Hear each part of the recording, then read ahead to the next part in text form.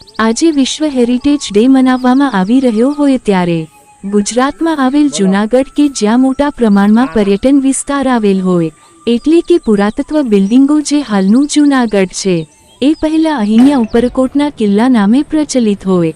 ખરેખર તો આ ઉપરકોટનો કિલ્લો અસલ જૂનાગઢ હતું ત્યારે આ ઉપરકોટના કિલ્લામાં વસેલું ગામ જુનાણા નામે પ્રખ્યાત હતું. આ ઉપરકોટમાં જોઈએ તો રાખેંગાર, રાણકદેવી નો અહીં મહેલ અડીખમ જોવા મળે છે. બીજું જોઈએ તો અહીંયા નીલમ તોપ આવેલી છે. અડીકરી વાવ પણ અહીંયા છે. અહીંયા નવગણ કૂવો પણ જોવા જેવું છે. ત્યારબાદ જોઈએ તો અહીંયા ખાપરા કોડિયાના નામથી ઓળખાતા ભોયરાઓ પણ અહીંયા આવેલ છે.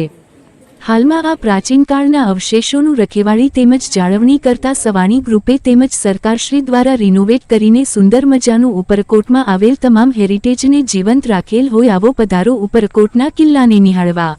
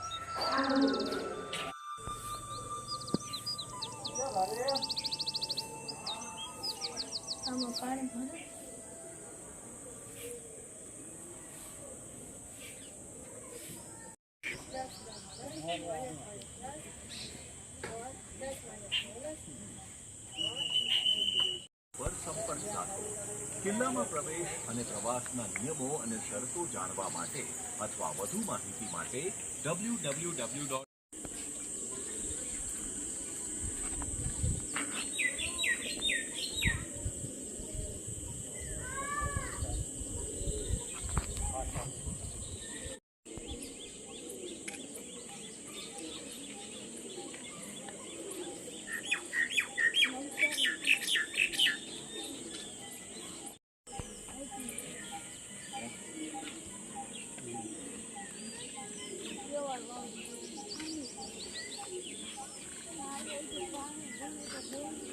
કડી વાવ, રાખીંગાનો મહેલ અને અહીંયા તો ઘણી એવી વસ્તુઓ છે કે જગ્યાઓ છે આપણે જોવામાં ખૂબ આનંદ થાય છે અને આપણે એનાથી કંઈક શીખવા મળે છે હેરિટેજ બાબતે.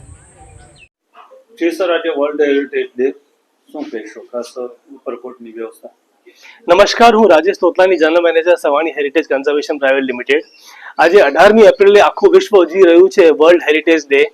જૂનાગઢમાં પણ આપણો બહુ વધારે હેરિટેજ સ્ટ્રક્ચર છે, આપણે અહીંયા ઉજવી રહ્યા છીએ વર્લ્ડ હેરિટેજ ડે. અમારી જે કંપની છે સંચાલન કરે છે antique coin museum, Majevadi gate, Sardar gate gallery, Sardar gate ઉપર, ઉપરકોટનું અને મકબરાનું. તો ત્યાં પણ અલગ અલગ આયોજન કરવામાં આવેલા છે. જેમ કે એન્ટિક કોઇન મ્યુઝિયમમાં લગભગ 950 અલગ અલગ સિક્કા છે જૂના રાજા રજવાડાના અલગ અલગ દેશોના. ત્યાં ટિકિટ જે 40 રૂપિયા હોય છે આજ માટે તદ્દન ફ્રી રાખેલું છે. સરદાર ગેટ ગેલેરીમાં તમને જૂનાગઢના હિસ્ટ્રીની ઝલક મળે છે, તેની ટિકિટ 20 રૂપિયા છે, આજ માટે બિલકુલ ફ્રી રાખેલું છે. ઉપરકોટમાં બહુ સરસ આયોજન કરવામાં આવેલું છે. એક મેસેજ બોર્ડ છે ત્યાં, જ્યાં લોકોને અમે પ્રોત્સાહિત કરીએ છીએ કે તમે પણ સંકલ્પ લો કે તમે હેરિટેજને જાળવીને સાચવીને રાખશો. તો લોકો પણ ખૂબ ઉત્સાહથી સંકલ્પ લઈ રહ્યા છે, પોતાના સિગ્નેચર લખી રહ્યા છે, મેસેજ કરી રહ્યા છે, વિડીયો મેસેજ બનાવી રહ્યા છે. અને આપણા માટે આ બધું બહુ જરૂરી છે. આજનો જે પર્વ છે એ નથી કહેતો કે આપણે ગુલાલ ઉડાડીએ કે પતંગ ઉડાડીએ કે ફટાકડા ફોડીએ, પણ આ પર્વ એ ચોક્કસપણે કહે છે કે આપણી કાળજી રાખીએ હેરિટેજની, એના તરફ શ્રદ્ધા આપણે વધારીએ કે ભવિષ્યમાં ક્યારેક એવો દિવસ ના આવે કે આ પર્વને કગડવું પડે કે મને બચાવો. તો આપણા બધાએ આ સંકલ્પ લેવો જોઈએ. Thank you very much. જય હિન્દ. ચાલો મિત્રો ફરી મળીશું. હેલો ગુજરાત ન્યૂઝ ચેનલમાં બધાને મારા નમસ્તે.